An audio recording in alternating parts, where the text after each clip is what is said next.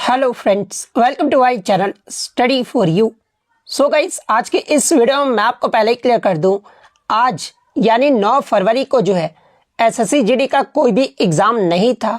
बस मैं ये वीडियो उन बच्चों के लिए लेकर आया हूँ जिनका आगे आने वाले शिफ्टों में एसएससी जीडी का एग्ज़ाम होने वाला है।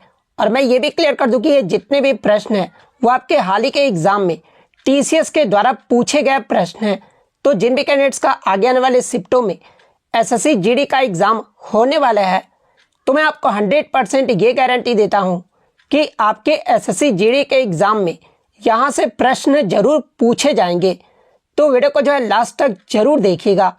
और आपसे रिक्वेस्ट करता हूं, अभी तक आपने मेरे चैनल को अगर सब्सक्राइब नहीं किया है तो एसएससी जीडी एग्ज़ाम से रिलेटेड पल पल की अपडेट के लिए जो है चैनल को सब्सक्राइब जरूर कर दीजिएगा। और बगल में ही आपको एक बेल आइकन यानी घंटे का निशान भी दिख रहा होगा, तो आप उसे भी जो है जरूर प्रेस कर दीजिएगा।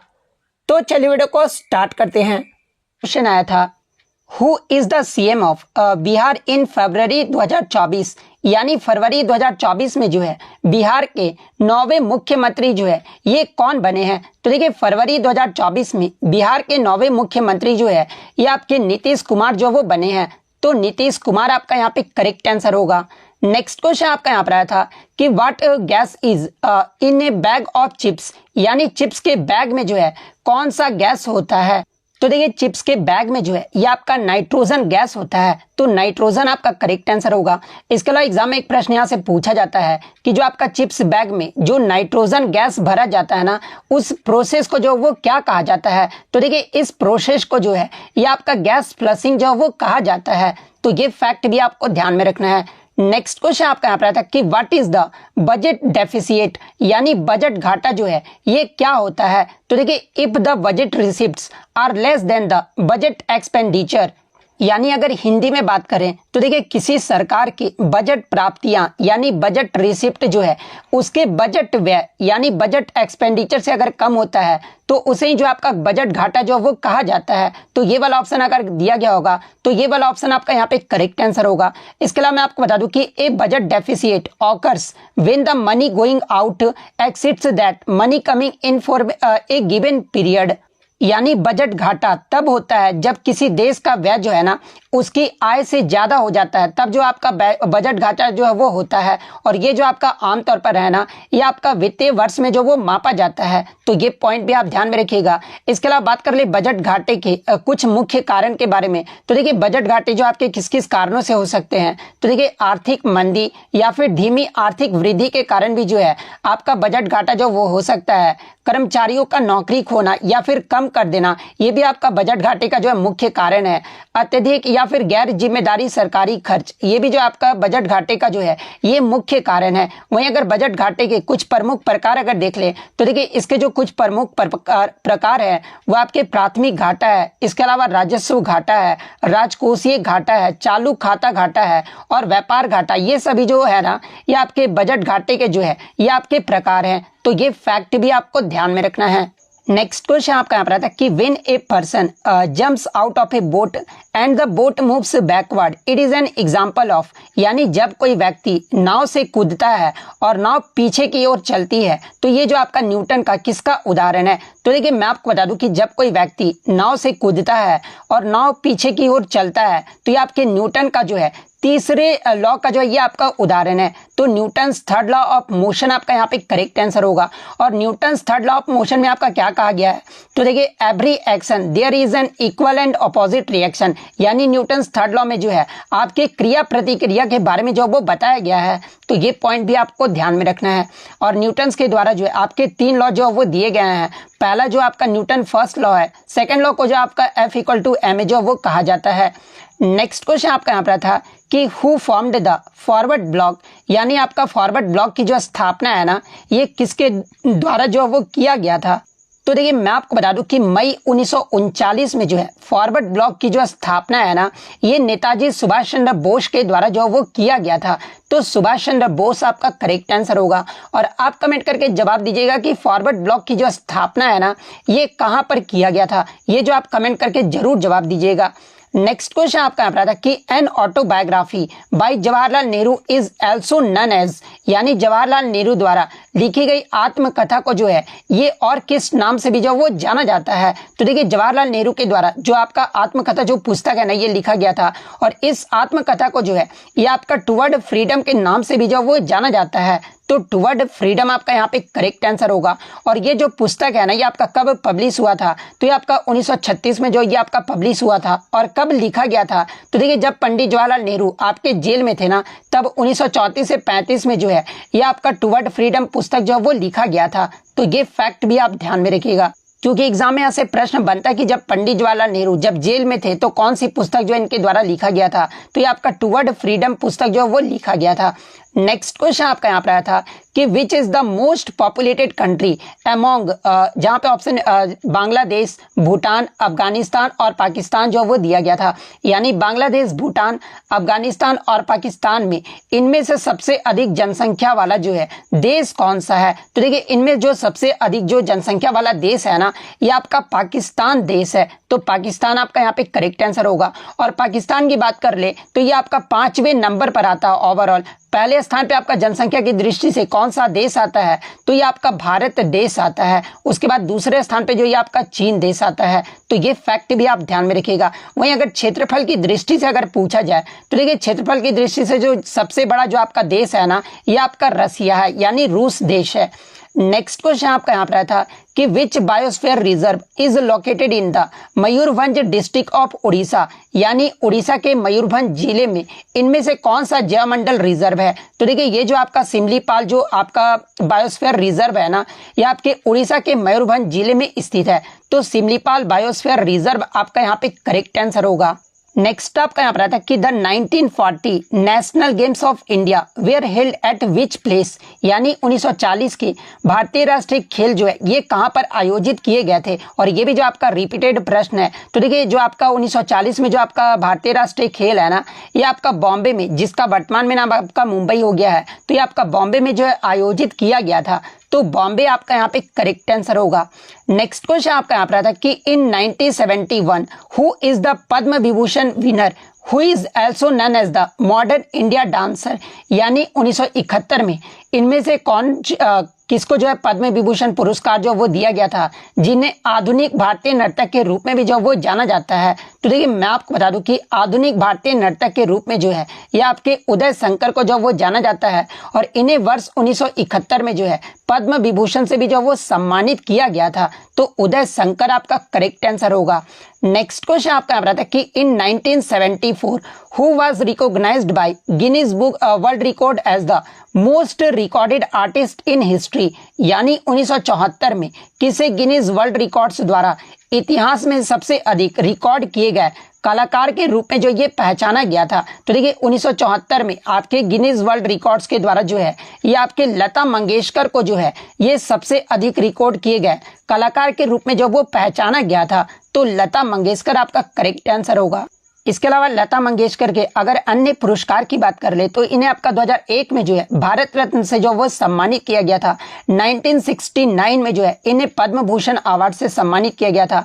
1999 में जो है इन्हें पद्म विभूषण अवार्ड से सम्मानित किया गया था। 1997 में जो है इन्हें महाराष्ट्र भूषण अवार्ड से भी जो वो सम्मानित किया गया था। नेक्स्ट आपका यहाँ पर था कि the Mughal emperor Aurangzeb captured Golconda in which year, यानी मुगल सम्राट औरंगजेब के द्वारा जो है गोलकुंडा पर कब जो वो कब्जा किया गया था। तो देखिए औरंगजेब के द्वारा गोलकुंडा पर जो आपका कब्जा है ना ये वर्ष 1687 में जो वो किया गया था। तो 1687 आपका यहाँ पे करेक्ट आंसर होगा। नेक्स्ट क्वेश्चन आपका यहाँ पर था कि who became the first women to lead the central industries security force, यानी CISF as the director general on December 30, 2023, यानी 30 दिसंबर 2023 को जो है केंद्रीय औद्योगिक सुरक्षा बल यानी CISF के निदेशक जनरल के रूप में जो है पहली महिला जो है ये कौन बनी है। तो देखिए CISF के पहली जो DG है ना ये आपके नीना सिंह जो वो बनी है। तो नीना सिंह आपका यहाँ पे करेक्ट आंसर होगा। नेक्स्ट क्वेश्चन आपका यहाँ पर आया था कि as of November 2022 the total length of national highway in India was, यानी नवंबर 2022 तक भारत में राष्ट्रीय राजमार्गों की जो है कुल लंबाई जो ये कितनी थी? तो देखिए नवंबर 2022 तक भारत में राष्ट्रीय राजमार्गों की जो कुल लंबाई है ना, ये आपका 1,40,995 किलोमीटर था। तो ये वाला ऑप्शन आपका यहाँ पे करेक्ट आंसर होगा। नेक्स्ट क्वेश्चन आपका रहा था कि who got the Arjun award in 2021, यानी 2021 में किसे जो है अर्जुन पुरस्कार से जो वो सम्मानित किया गया था। तो देखिए मैं आपको बता दूं कि 2021 में जो है आपके टोटल 35 लोगों को जो है अर्जुन पुरस्कार से जो वो सम्मानित किया गया था, जिसमें 19 व्यक्ति जो है आपके हॉकी के खिलाड़ी थे, यानी 17 जो थे ये आपके पुरुष हॉकी के खिलाड़ी थे और 2 जो थे ये आपके हॉकी महिला खिलाड़ी थी। इन्हें जो आपका अर्जुन पुरस्कार से जो वो सम्मानित किया गया था। और इनमें आप कुछ नाम जो वो देख सकते हैं, जैसे कि हरविंदर सिंह को जो अर्जुन पुरस्कार से सम्मानित किया गया था, संदीप नरवाल को भी जो वो दिया गया था, अर्पिंदर सिंह को भी जो वो दिया गया था, हार्दिक सिंह को भी दिया गया था, विवेक सागर प्रसाद, इसके अलावा गुरजांत सिंह, मनदीप सिंह, निषाद कुमार, भवानी, इसके अलावा सुधा रमन, इन सभी को जो आपका 2021 का अर्जुन पुरस्कार जो वो दिया गया था। तो इनमें से आपका जो भी नाम आपका दिया गया होगा वो आपका यहाँ पे करेक्ट आंसर होगा। इसके अलावा मैं आपको बता दूं कि इनके अलावा अन्य व्यक्तियों को भी जो वो दिया गया था, जैसे कि मैंने आपको बताया कि 2021 में जो है आपके टोटल 35 व्यक्तियों को जो है अर्जुन पुरस्कार से जो वो सम्मानित किया गया था। तो आप कमेंट करके बता सकते हैं कि इनमें से अन्य नाम और जो आपका क्या क्या दिया गया था। नेक्स्ट क्वेश्चन आपका यहाँ पर था कि द कडलकलाई परिसे और groundnut festival is celebrated in which state, यानी कडलकई परिसे या फिर मूंगफली महोत्सव जो है ये किस राज्य में मनाया जाता है? तो देखिए कडलीकई परिसे या फिर मूंगफली जो महोत्सव है ना, ये आपके कर्नाटक राज्य में जो वो मनाया जाता है। तो कर्नाटक आपका करेक्ट आंसर होगा। और ये जो आपका किस मंदिर में मनाया जाता है अगर ये पूछा जाए तो ये आपके कर्नाटक के बुल टेम्पल या फिर कड्डूमलेश्वर टेम्पल में जो ये आपका मनाया जाता है। तो ये फैक्ट भी आपको ध्यान में रखना है।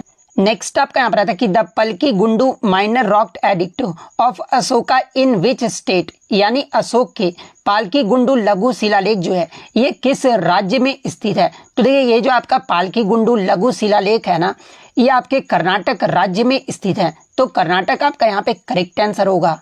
नेक्स्ट आपका यहाँ पर आता है कि who founded the Satnami movement in the 1820s इन छत्तीसगढ़, यानी छत्तीसगढ़ में 1820 के दशक में जो है सतनामी आंदोलन की जो स्थापना ये किसके द्वारा जो वो किया गया था? और ये भी जो आपका रिपीटेड प्रश्न है। तो देखिए 1820 के दशक में छत्तीसगढ़ में सतनामी आंदोलन की जो स्थापना है ना, ये आपके गुरु घासीदास के द्वारा जो वो किया गया था। तो गुरु घासीदास आपका यहाँ पे करेक्ट आंसर होगा।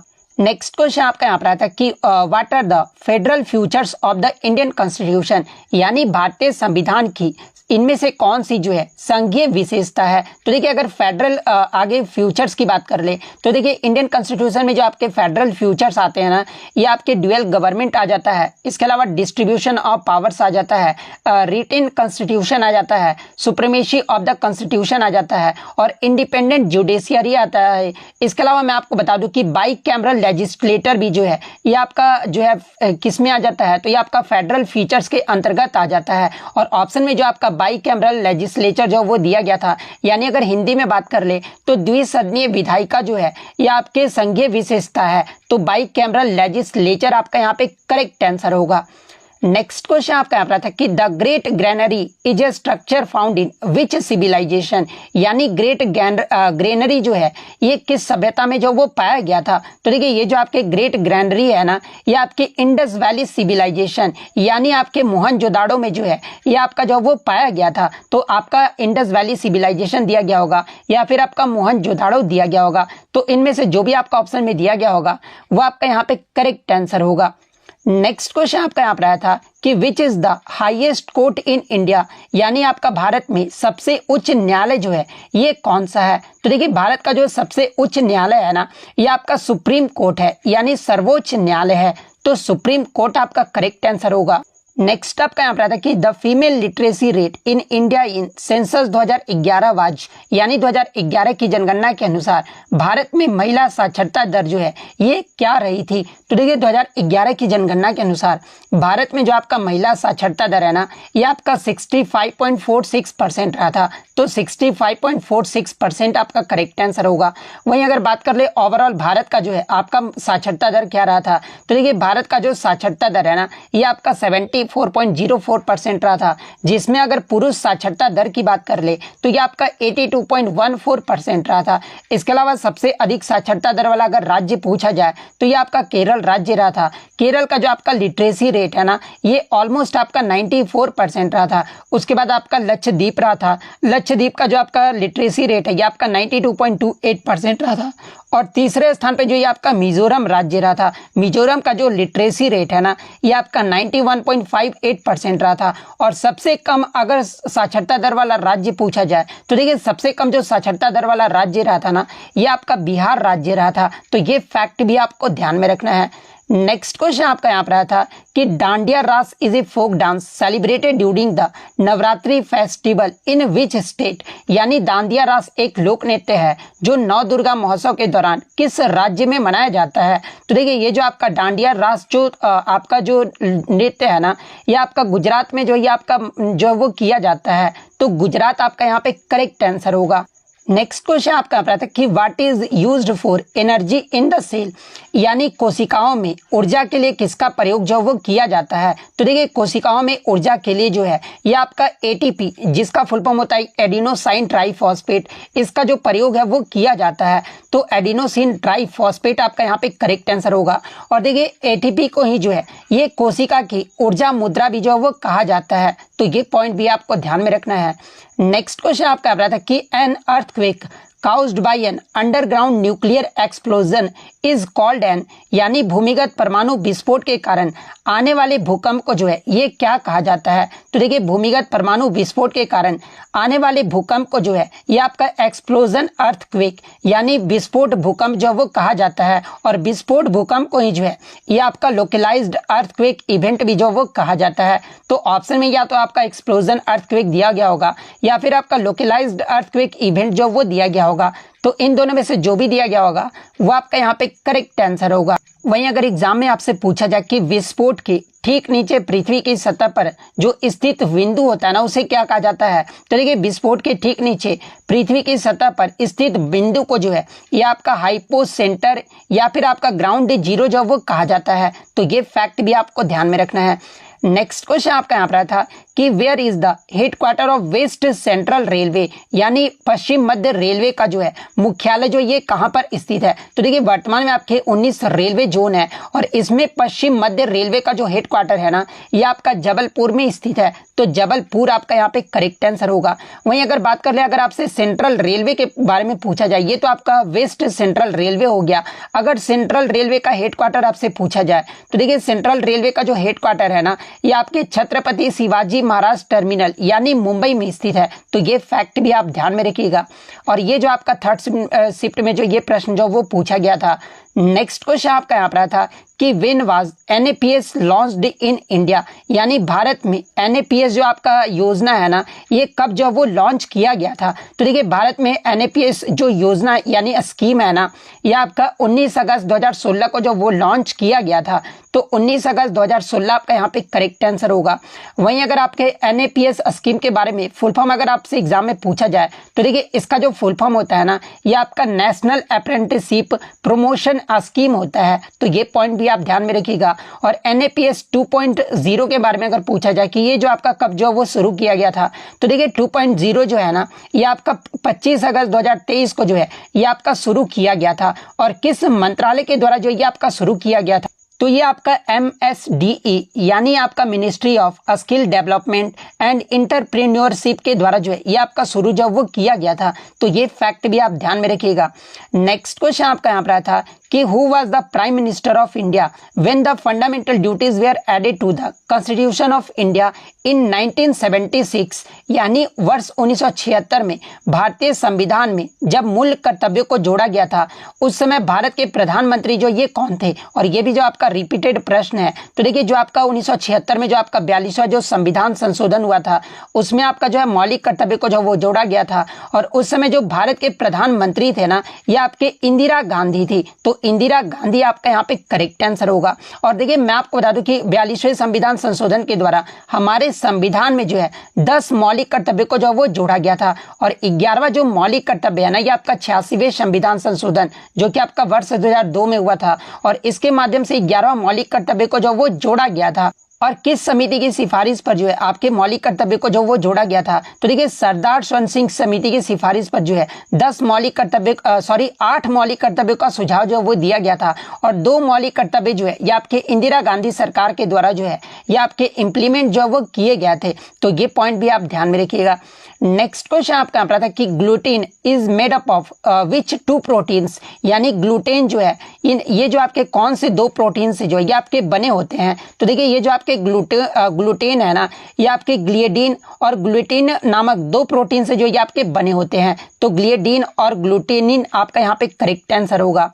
नेक्स्ट क्वेश्चन आपका यहाँ पर आता है कि who is the current deputy chief minister of Himachal Pradesh. हालांकि क्वेश्चन इस प्रकार से पूछा गया था कि आपके दिसंबर 2022 में जो है हिमाचल प्रदेश के उप मुख्यमंत्री जो है ये कौन बने थे? तो देखिए मैं आपको बता दूं कि दिसंबर 2022 में हिमाचल प्रदेश के जो वर्तमान जो उप मुख्यमंत्री बने थे ना ये आपके मुकेश अग्निहोत्री जो वो बने थे। तो मुकेश अग्निहोत्री आपका यहाँ पे करेक्ट आंसर होगा। और ये जो आपके हिमाचल प्रदेश के जो है पहले जो आपके डिप्टी चीफ मिनिस्टर भी थे यानी उप मुख्यमंत्री भी थे और वर्तमान में भी जो आपके हिमाचल प्रदेश के उप मुख्यमंत्री हैं ये आपके मुकेश अग्निहोत्री हैं।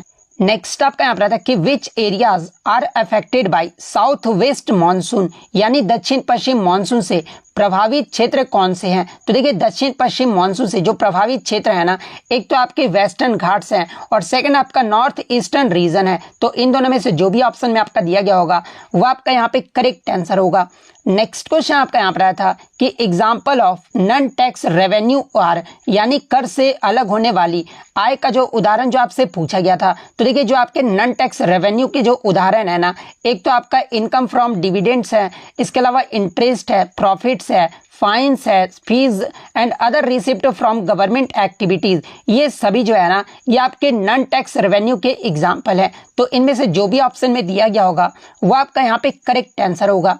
नेक्स्ट क्वेश्चन आपका यहाँ पर था कि रैट होल माइनिंग और rat mining is a process of digging employed in north east India to extract water, यानी उत्तर पूर्व भारत में रैट होल खनन या फिर रैट खनन जो है ये किसे निकालने के लिए जो वो किया जाता है? तो देखिए उत्तर पूर्व भारत में रैट होल खनन या फिर रैट खनन जो होते हैं ना ये आपके कोल यानी कोयला को निकालने के लिए जो वो किया जाता है। तो कोल यानी कोयला आपका यहाँ पे करेक्ट आंसर होगा।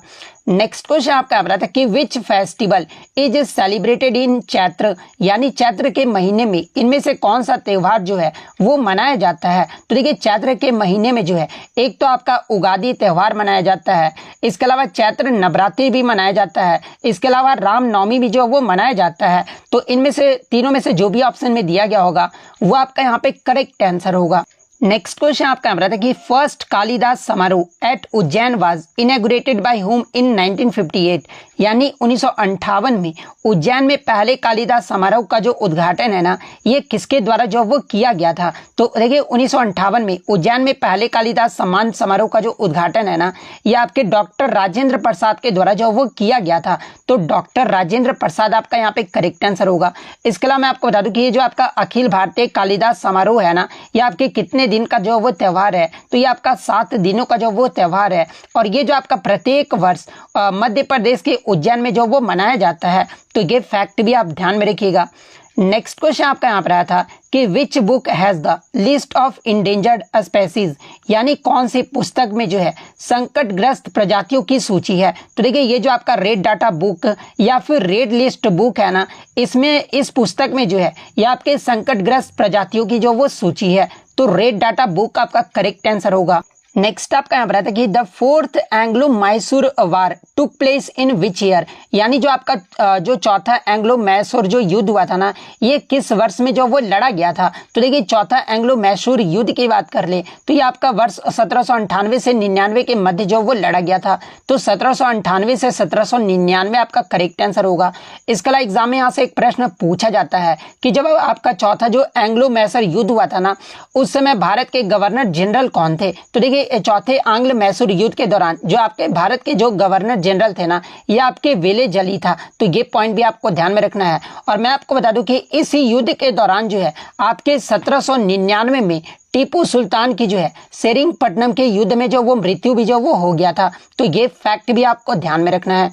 नेक्स्ट क्वेश्चन आपका यहाँ पर आया था कि Ajay Banga is the president of which organization, यानी अजय बांगा जो है ये किस संगठन के जो वो अध्यक्ष हैं। तो देखिए अजय बांगा जो है ये आपके वर्ल्ड बैंक ग्रुप के जो ये अध्यक्ष हैं, तो वर्ल्ड बैंक ग्रुप आपका करेक्ट आंसर होगा। नेक्स्ट आपका यहाँ पर आता है कि what is known as megaliths, यानी मेगालिथ्स जो ये क्या कहलाते हैं। तो देखिए मेगालिथ्स जो ये आपके स्टोन स्ट्रक्चर जो वो कहलाते हैं, तो स्टोन स्ट्रक्चर्स आपका करेक्ट आंसर होगा। नेक्स्ट आपका यहाँ पर आता है कि where was Singh Sabha established, यानी सिंह सभा की जो स्थापना है ना ये कहाँ पर जो वो किया गया था। तो देखिए सिंह सभा की जो स्थापना है ना ये आपके 30 जुलाई 1873 को जो है ये आपके गुरुबाग अमृतसर पंजाब में जो वो किया गया था, तो गुरुबाग अमृतसर पंजाब आपका करेक्ट आंसर होगा। नेक्स्ट आपका यहाँ पर आता है कि which of the following statement is are true about Khajuraho school, जहाँ पे पहला आपका स्टेटमेंट दिया गया था कि Khajuraho school is also known as Chandel school, यानी खजुराहो स्कूल को जो है ये आपका चंदेल स्कूल भी जो वो कहा जाता था। सेकंड स्टेटमेंट आपका दिया गया था कि the temples were made of sand stone, यानी जो आपके मंदिर जो है ना ये किसके बने हुए थे, तो ये आपके बलुआ पत्थर से जो वो बने हुए थे। थर्ड जो ऑप्शन आपका दिया गया था कि द टेम्पल्स हैड 3 चैम्बर्स, जिसमें आपका जो आपके जो 3 चैम्बर थे वो कौन कौन थे, तो एक तो आपका गर्भगृह था, सेकंड जो आपका मंडप था, इसके अलावा थर्ड जो था ये आपका अर्ध मंडप था, और चौथा जो आपका स्टेटमेंट दिया गया था कि the temples are generally east to west facing which of the above statement is are correct, यानी जो चौथा जो स्टेटमेंट दिया गया था ना कि मंदिर जो है ये आमतौर पर पूर्व से पश्चिम की दिशा में जो वो होते थे। तो देखिए मैं आपको बता दूं कि खजुराहो स्कूल के बारे में आपके चारों कथन में से जो है आपका जो 3 कथन है ना, यानी पहला कथन खजुराहो स्कूल का जो चंदेल स्कूल भी कहा जाता था, तो ये स्टेटमेंट तो आपका सही है। इसके अलावा खजुराहो स्कूल जो है ये आपके बलुआ पत्थर से बने थे, तो ये भी स्टेटमेंट जो आपका सही दिया गया है। इसके अलावा खजुराहो मंदिर जो है ये आपके 3 कक्ष होते थे, जिसे गर्भगृह, मंडप और अर्ध मंडप जो वो कहा जाता है, तो ये आपके तीनों स्टेटमेंट जो है ये आपके सही थे। चौथा स्टेटमेंट जो था ना ये आपका गलत था, तो ओनली 1, 2 एंड 3 जो है आपका यहाँ पे करेक्ट आंसर होगा। नेक्स्ट आपका यहाँ बताते कि what is the name of the book of Vishnu Prabhakar, यानी इनमें से कौन सी पुस्तक जो है ये आपके विष्णु प्रभाकर के द्वारा जो वो लिखा गया था। तो देखिए मैं आपको बता दूं कि ये जो आपका अर्धनारीश्वर जो पुस्तक है ना ये आपका विष्णु प्रभाकर के द्वारा जो वो लिखा गया था, तो अर्धनारीश्वर आपका यहाँ पे करेक्ट आंसर होगा। और देखिए मैं आपको बता दूं कि अर्धनारीश्वर पुस्तक के लिए जो है ये आपके विष्णु प्रभाकर को 1993 में हिंदी के लिए जो है इन्हें साहित्य अकादमी पुरस्कार भी जो वो दिया गया था, तो ये फैक्ट भी आपको ध्यान में रखना है। अगर आपसे ऑप्शन में अर्धनारीश्वर नहीं दिया गया होगा तो देखिए विष्णु प्रभाकर के द्वारा और भी अन्य पुस्तकें आपके जो वो लिखे गए थे, जैसे कि संपूर्ण बाल नाटक, ये भी पुस्तक आपका विष्णु प्रभाकर के द्वारा लिखा गया था। मेरे साक्षात्कार भी जो वो लिखा गया था। ईमानदार बालक मोटेलाल भी जो ये पुस्तक भी जो वो लिखा गया था। कुंती के बेटे पुस्तक भी जो वो लिखा गया था। रामू की होली पुस्तक भी जो वो लिखा गया था। इसके अलावा दादा की कचहरी भी जो वो लिखा गया था। इसके अलावा सरचंद्र पुस्तक भी जो आपका लिखा गया था। इसके अलावा जब दीदी भूत बनी ये भी पुस्तक जो आपका विष्णु प्रभाकर के द्वारा लिखा गया था। और जीवन पराग ये भी जो पुस्तक है ना ये आपके विष्णु प्रभाकर के द्वारा जो वो लिखे गए थे। तो इनमें से आपका जो भी ऑप्शन में दिया गया होगा वो आपका यहाँ पे करेक्ट आंसर होगा।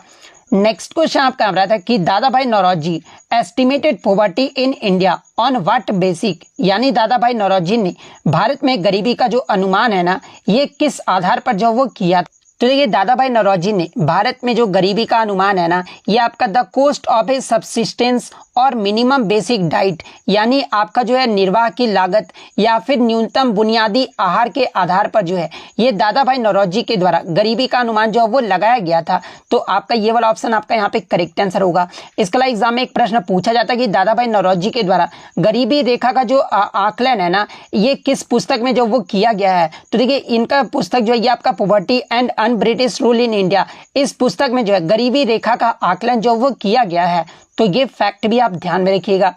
नेक्स्ट क्वेश्चन आपका आ रहा था कि who is the nominal head of the union executive, यानी संघीय कार्यपालिका का जो है नाम मात्र जो प्रमुख है ना ये कौन होते हैं। तो देखिए संघीय कार्यपालिका का जो नाम मात्र जो प्रमुख होते हैं ना ये आपके प्रेसिडेंट यानी राष्ट्रपति होते हैं। तो प्रेसिडेंट आपका यहाँ पे करेक्ट आंसर होगा। वहीं अगर बात कर रहे रियल एग्जीक्यूटिव जो हेड होते हैं ये आपके स्टेट के कौन होते हैं। तो देखिए ये जो आपके भारत के प्राइम मिनिस्टर यानी प्रधानमंत्री होते हैं ना ये स्टेट के रियल एग्जीक्यूटिव हेड होते हैं। तो ये फैक्ट भी आपको ध्यान में रखना है।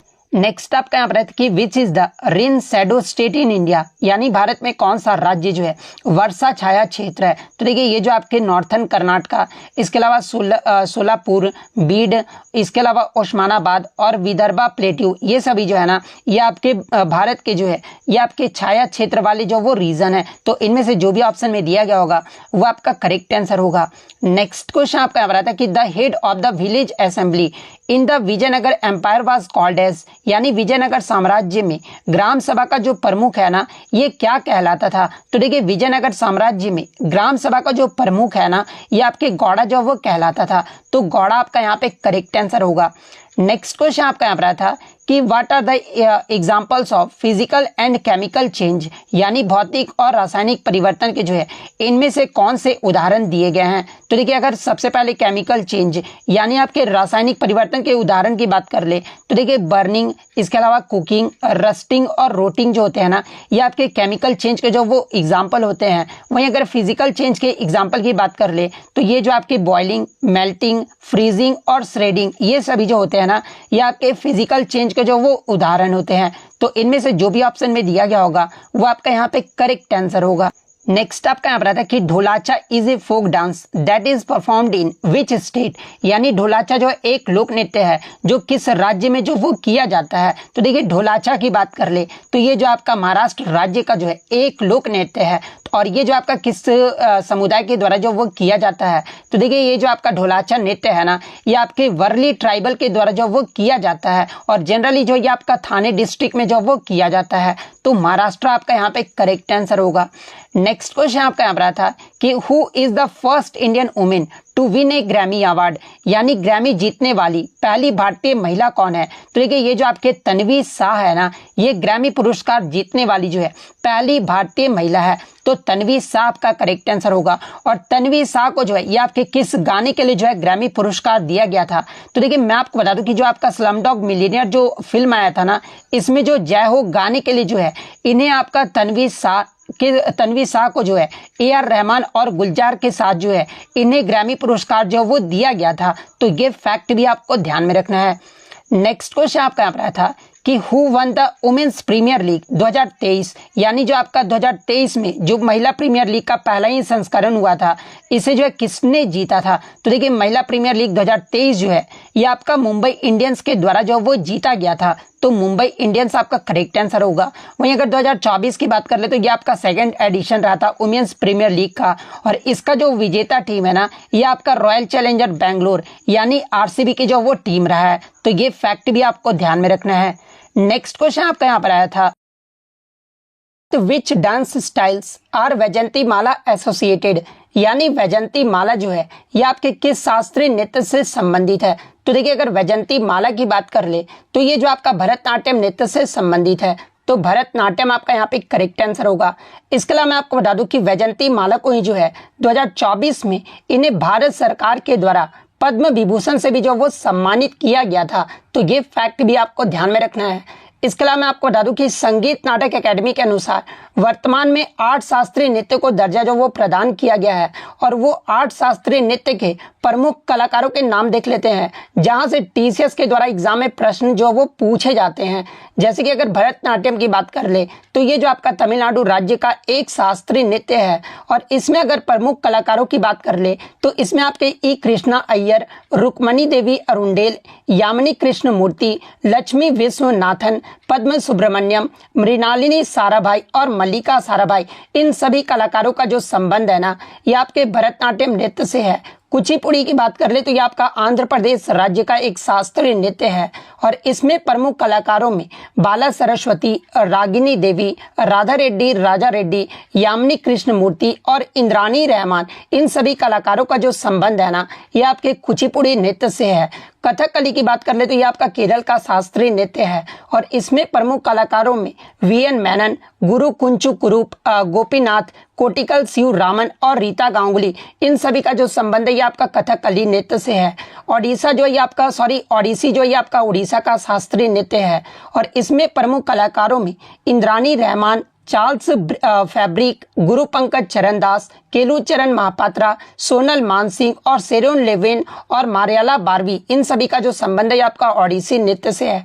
मणिपुरी की बात कर ले तो ये आपका मणिपुर का शास्त्रीय नृत्य है और इसमें प्रमुख कलाकारों में राजा भागचंद्र, रविन्द्रनाथ टैगोर, नैना, सुवर्णा, रंजना और दर्शना, ये जो आपके इसके अलावा गुरु बिपिन सिंह भी जो है ये आपके मणिपुरी शास्त्रीय नृत्य से है। सत्रिया नृत्य की बात कर ले तो ये आपका असम का शास्त्रीय नृत्य है और इसमें आपके शंकर देव जो है ये आपके जो है सत्रिया नृत्य से संबंधित है। कथक की बात कर ले तो ये आपका उत्तर प्रदेश का एक शास्त्रीय नृत्य है और इसमें प्रमुख कलाकारों में लेडी लीला सोखी, इसके अलावा पंडित बिरजू महाराज, पंडित लच्छू महाराज, सितारा देवी और दमयंती जोशी, इन सभी का जो संबंध है ये आपका कथक नृत्य से है। मोहिनी अट्टम जो ये आपका केरल का शास्त्रीय नृत्य है और इसमें आपके वीएन मेनन, कल्याणी अम्मा, सुनंदा नायर, कलामंडलम क्षमावती, माधुरी अम्मा और जयप्रभा मेनन, इन सभी का जो संबंध है ना ये आपके मोहिनी अट्टम नृत्य से है। तो ये सारे फैक्ट जो आपको ध्यान में रखना है। नेक्स्ट क्वेश्चन आपका यहाँ पर आता है कि which festival is celebrated during Makar Sankranti in Sabarimala temple, यानी केरल के सबरीमाला मंदिर में मकर संक्रांति के दौरान कौन सा त्यौहार जो वो मनाया जाता है। तो देखिए मैं आपको सबसे पहले बता दूं कि ये जो आपका सबरीमाला मंदिर जो है ना ये आपका केरल राज्य में स्थित है और सबरीमाला मंदिर में मकर संक्रांति के दौरान जो है ये आपका मकर विलक्कू का त्यौहार जो वो मनाया जाता है। तो मकर विलक्कू आपका यहाँ पे करेक्ट आंसर होगा और मकर विलक्कू का जो त्यौहार है ना जो कि आपका एक वार्षिक उत्सव है और इस दौरान जो है यानी इस त्यौहार के दौरान जो है देवता अयप्पन के पवित्र आभूषण का जुलूस जो है वो आपका निकाला जाता है। तो ये पॉइंट भी आप ध्यान में रखिएगा। इसके अलावा अगर सबरीमाला मंदिर की बात कर ले तो देखिए सबरीमाला मंदिर में जो है आपके भगवान अयप्पा की पूजा जो वो की जाती है। तो ये पॉइंट भी आप ध्यान में रखिएगा। इसके अलावा एग्जाम में यहाँ से एक प्रश्न पूछा जाता है कि आंध्र प्रदेश में मकर संक्रांति के दौरान कौन सा त्यौहार जो वो मनाया जाता है। तो देखिए आंध्र प्रदेश में मकर संक्रांति के दौरान जो है ये आपका पेड़ा पाडुंगा त्यौहार के रूप में जो वो मनाया जाता है। तो ये पॉइंट भी आप ध्यान में रखिएगा। इसके अलावा एग्जाम में यहाँ से लगातार प्रश्न पूछे जाते हैं कि मकर संक्रांति के दौरान अलग अलग राज्यों में जो है अलग अलग नामों से जाना जाता है। जैसे कि तमिलनाडु में मकर संक्रांति को जो है ये आपका पोंगल के नाम से जो वो जाना जाता है। पंजाब और हरियाणा राज्य में जो है मकर संक्रांति को जो है ये आपका माघी के नाम से जो वो जाना जाता है। गुजरात और राजस्थान में मकर संक्रांति को जो है ये आपका उत्तरायण के नाम से जो वो जाना जाता है।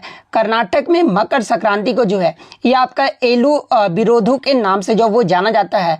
असम में मकर संक्रांति को जो है ये आपका माघ बिहू या फिर बोगाली बिहू के नाम से जो वो जाना जाता है।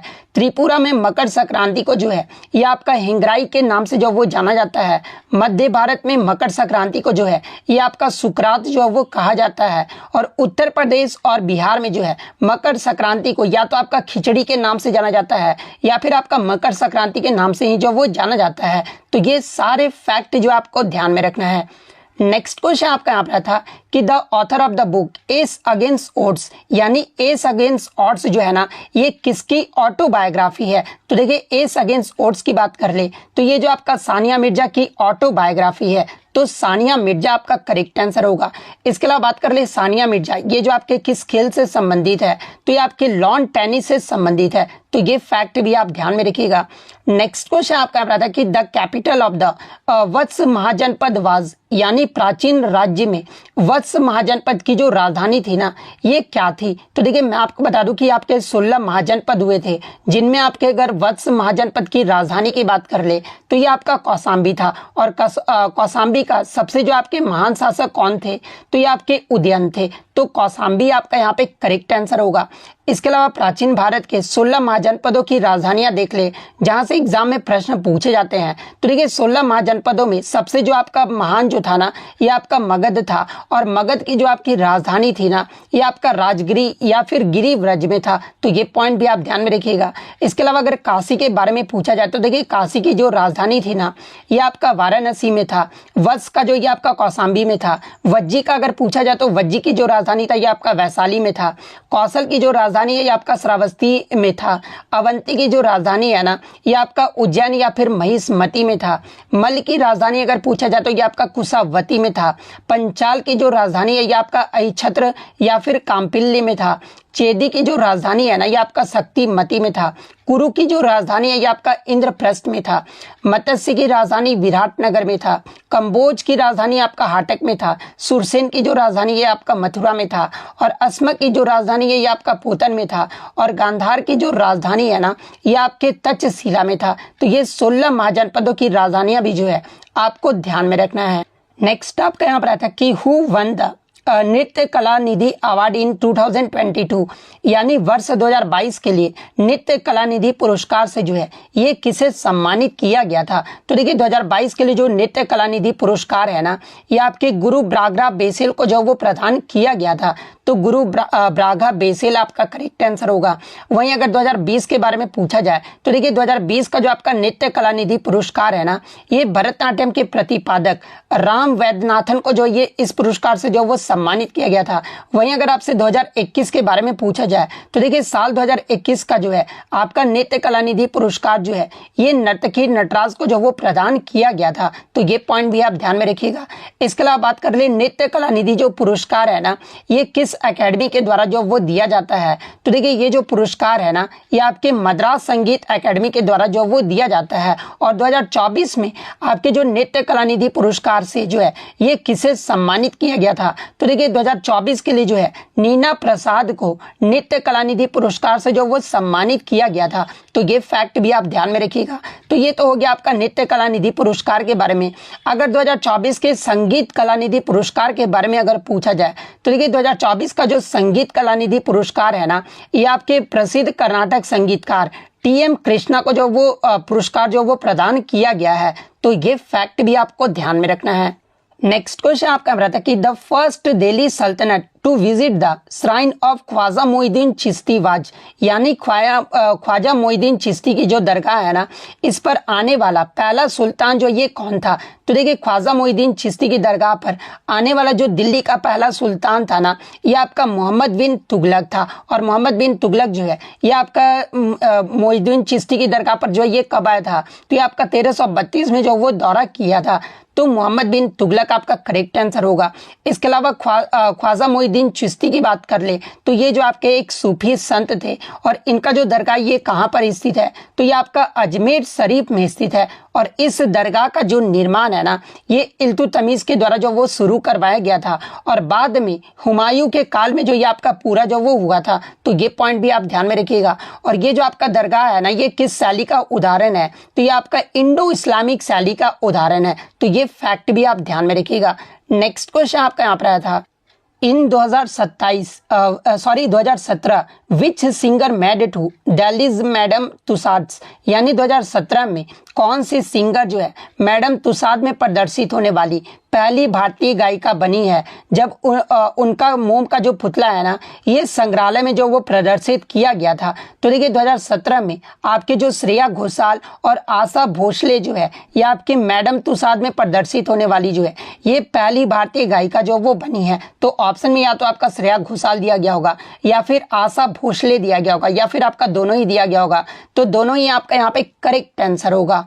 नेक्स्ट क्वेश्चन आपका रहा था कि the study of Sanskrit text in Banaras begin in which year, यानी आपका जो है बनारस में संस्कृत ग्रंथों का अध्ययन जो है ये किस वर्ष में शुरू हुआ था। तो देखिए बनारस में संस्कृत ग्रंथों का जो अध्ययन है ना ये आपका वर्ष 1791 में जो वो शुरू हुआ था। तो 1791 आपका यहाँ पे करेक्ट आंसर होगा।